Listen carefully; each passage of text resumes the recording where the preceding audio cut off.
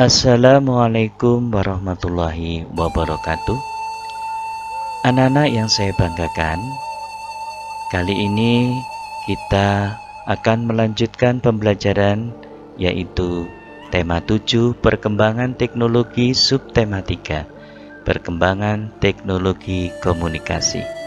Adapun pembelajaran 1 dan pembelajaran 2. Materi kali ini yaitu kalimat utama dan ide pokok, hiasan pada kartu pos, keliling bangun datar, dan menghargai perbedaan sifat. Bagaimana anak-anak sekalian, kabar kalian? Tentunya tetap semangat, jaga kesehatan, dan selalu berdoa kepada Allah Subhanahu wa Ta'ala. Untuk mengawali belajar kita kali ini, kita baca basmalah bersama-sama. Bismillahirrahmanirrahim.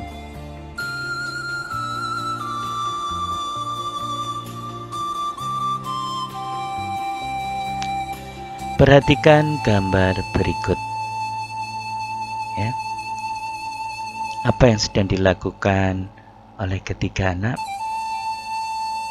kepada pengantar surat. Oke, sekarang kalian perhatikan teks yang saya bacakan. Seminggu yang lalu, Siti memesan majalah anak di sebuah toko dengan bantuan ibu. Ibu memesan menggunakan pesan singkat pada ponselnya. Saat ini kita bisa membeli barang tanpa perlu berkunjung ke toko yang menjualnya. Siti mengajak Dayu dan Lani untuk membaca majalah tersebut bersama-sama. Salah satunya adalah wacananya tentang sejarah komunikasi. Siti, Dayu, dan Lani tertarik membaca sejarah komunikasi. Teks halaman 118 yaitu tentang sejarah komunikasi. Kalimat utama pada bacaan sejarah komunikasi yaitu pada paragraf pertama. Komunikasi adalah cara penyampaian gagasan antar manusia. Paragraf kedua, ada bermacam-macam cara penyampaian pesan dari jauh. Dan paragraf ketiga, salah satu penyampaian pesan secara tertulis adalah melalui surat. Dan paragraf keempat, saat ini ada jaringan internet. Nah, ini kalimat-kalimat utama pada bacaan sejarah komunikasi yang terdiri dari 4 paragraf. Ya. Biasanya kalimat utama itu kalau di setiap paragraf biasanya letaknya di awal kalimat. Ya. Di namanya paragraf deduktif.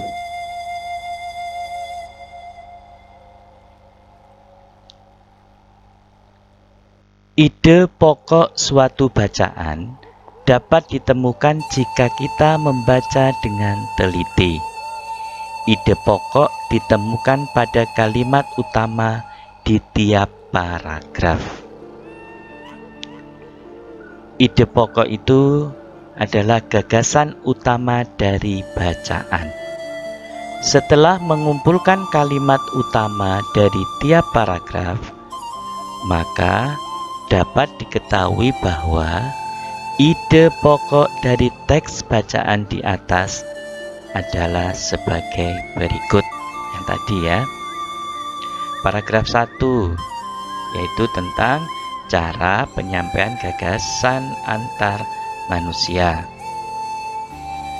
Dan yang paragraf kedua yaitu cara penyampaian gagasan antar manusia. Tadi yang kedua sama ya. Kemudian yang ketiga, cara penyampaian pesan secara tertulis. Tadi melalui surat tadi. Kemudian paragraf yang keempat, manfaat jaringan internet. Tentunya anak-anak sudah tahu apa itu internet, ya. Arti kata yang bergaris bawah dari teks sejarah komunikasi, ya. Nah, di situ kan nanti dari bacaan atau teks tadi itu ada bagian-bagian yang diberi garis bawah. Nah, sekarang perhatikan. Gagasan. Apa itu gagasan? Hasil pemikiran atau ide. Pesan, perintah, nasihat, permintaan, amanat yang disampaikan lewat orang lain. Informasi, pemberitahuan. Kentungan, kalau dalam bahasa Jawa kentongan, ya. Kentungan, alat pemukul yang terbuat dari bambu. Penyampaian, proses, cara, perbuatan menyampaikan. Surat, kertas yang bertulis. Koran, lembaran yang bertuliskan kabar atau berita. Media, alat komunikasi seperti koran, televisi, film, majalah, dan lainnya. Internet, jaringan komunikasi elektronik. Lisan, kata-kata yang diucapkan. Nah, inilah arti kata yang digaris bawah pada bacaan sejarah komunikasi. Oke, kita lanjutkan.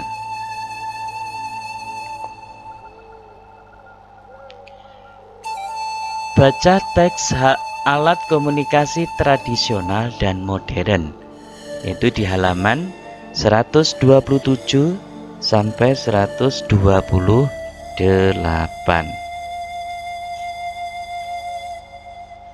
Ya, 127 dan 128.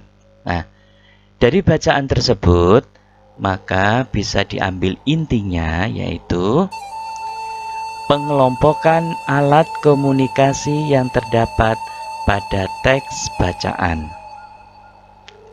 Yang pertama, alat komunikasi tradisional.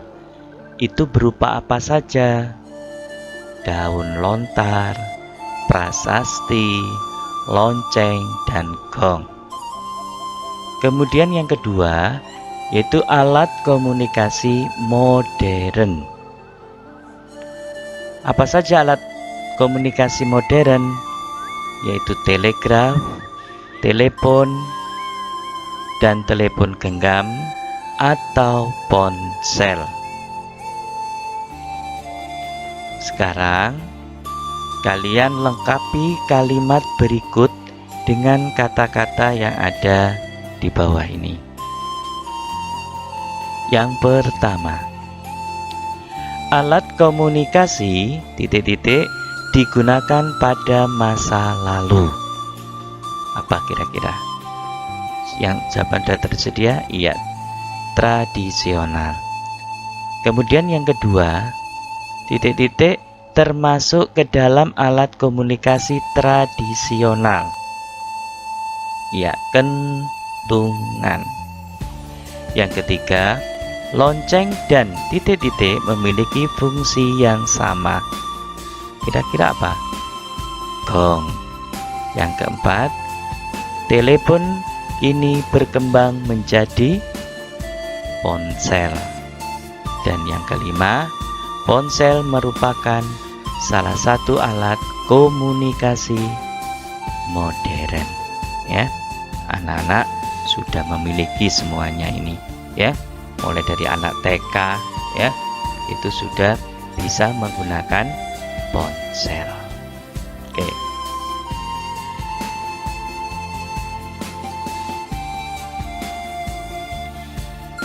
Unsur garis, bidang, dan warna pada kartu pos menarik untuk dilihat. Nah, sekarang kalian amati gambar kartu pos berikut. Ya. Di dalam kartu pos itu terdapat unsur garis, bidang, dan unsur warna. Ya. Mana yang bagian unsur garis? Ya, bagian unsur garis yaitu di bagian tepi. Kalau untuk bidang itu ada lingkaran, ada persegi panjang, dan unsur warnanya ya itu berwarna-warni. Ya.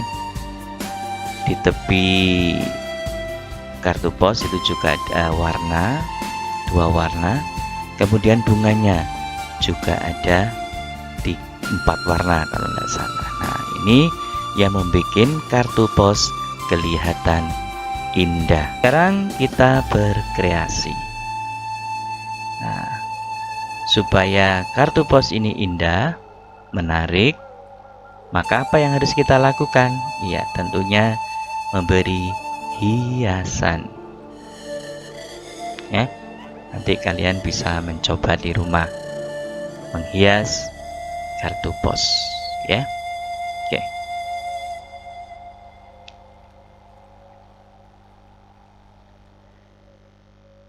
Kartu pos tadi, ya, kartu pos tadi itu mempunyai 4 sisi di bagian tepinya. Jumlah panjang keempat tepinya disebut keliling kartu pos. Ya, karena persegi panjang itu mempunyai 4 sisi. Jumlah panjang 4 sisinya ini disebut keliling persegi panjang seperti kartu pos tadi. Ya, jadi keliling bangun datar adalah jumlah panjang semua sisinya. Nah, nanti ya di tayangan ini nanti kita tebalkan bagian sisi-sisinya yang membentuk keliling bangun berikut. Sekarang perhatikan. Ini bangun apa? Persegi panjang. Kita tunjukkan bagian keliling bangun persegi panjang. Ya. Nih. Ya. Ya, ada berapa? Ada 4 sisi. Nah, keempat sisi inilah yang dinamakan keliling sebuah bangun. Nah, sekarang persegi. Bagian mana yang termasuk keliling? Yes, sama ya dengan persegi panjang yang kita tebali. Ya. Ya. Kemudian segitiga. Ada berapa sisinya? Ada 3. Jadi ketiga sisi inilah sebagai keliling bangun segitiga. Nah, kemudian ini bentuk apa? Lingkaran. Nah, ini berbentuk lingkaran, bagian sisi ya, atau bagian keliling lingkaran. Kemudian bangun apa? Jajar genjang.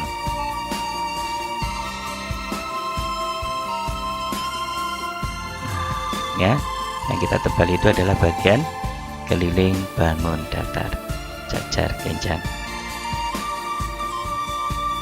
Kemudian, nah ini juga kita tebali. Iya. Kemudian berikutnya,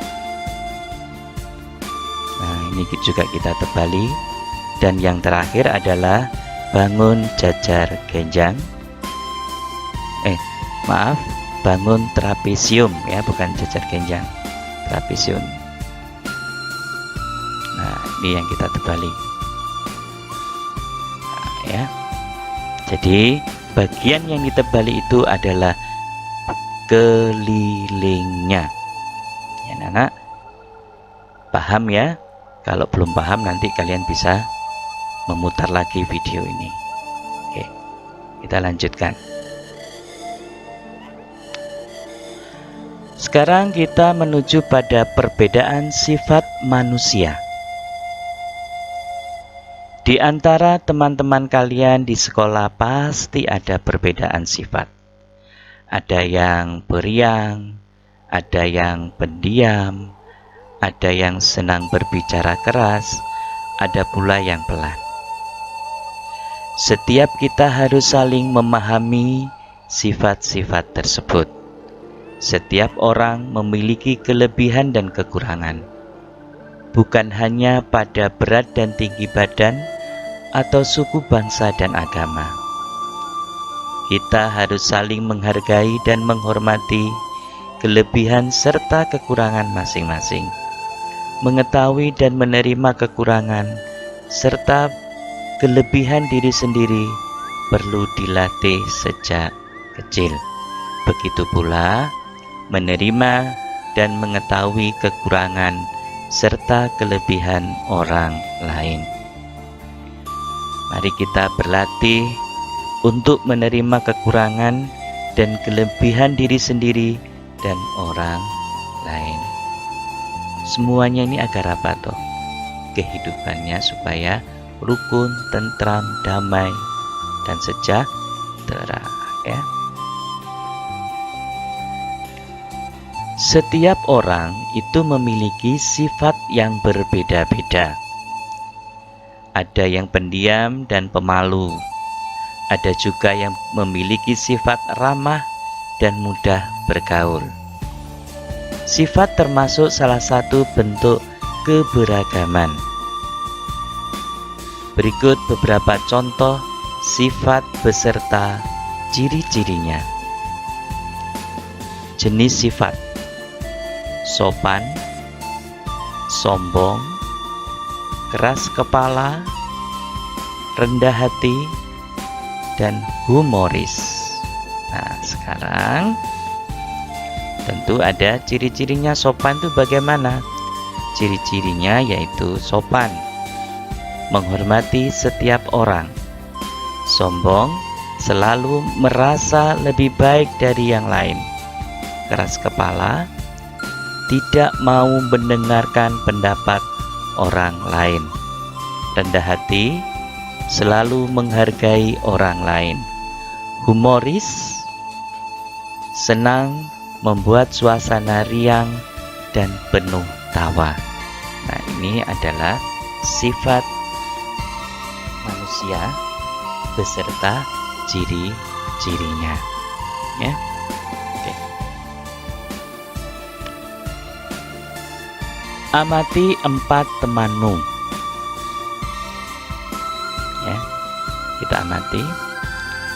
Dapatkah kamu menemukan aneka sifat? Nah, aneka sifat dan kebiasaan teman-teman kalian. Kita temukan 4, ya. Yang pertama, nama, sifat, kebiasaan. Kira-kira namanya siapa ini ya? Rini. Sifatnya hemat, kebiasaannya suka menabung. Jadi tidak menghambur-hamburkan uang. Kemudian nama berikutnya Rido. Sifatnya angkuh dia. Kebiasaannya berarti usil. Ya, nggak bisa diam. Sukanya mengganggu. Ya. Kemudian nama, ini ada 2 nama. Nah, ya, ada 2 nama sifat kebiasaan. Ya, kita isi sekarang. Rida, sifatnya sopan, kebiasaannya menghormati. Yang keempat namanya Reno. Sifatnya sombong, kebiasaannya merasa dirinya lebih dari orang lain. Dengan memahami aneka sifat dan kebiasaan teman, kita telah menjaga persatuan yang sesuai dengan sila ketiga Pancasila yang berbunyi yaitu Persatuan Indonesia dengan dilambangkan pohon beringin. Oke, baik.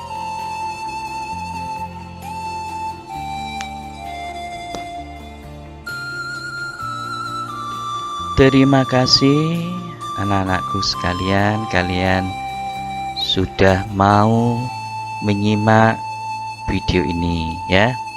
Kalian bisa share ya, kalian bisa like ya, atau di subscribe boleh ya.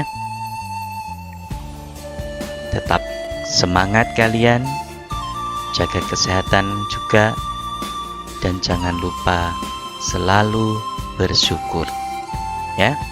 Semoga pembelajaran yang Bapak sampaikan ini bisa bermanfaat bagi kita semua. Untuk itu kita akhiri dengan bacaan hamdalah bersama-sama. Alhamdulillahirabbil alamin. Wabillahi taufik wal hidayah. Wassalamualaikum warahmatullahi wabarakatuh.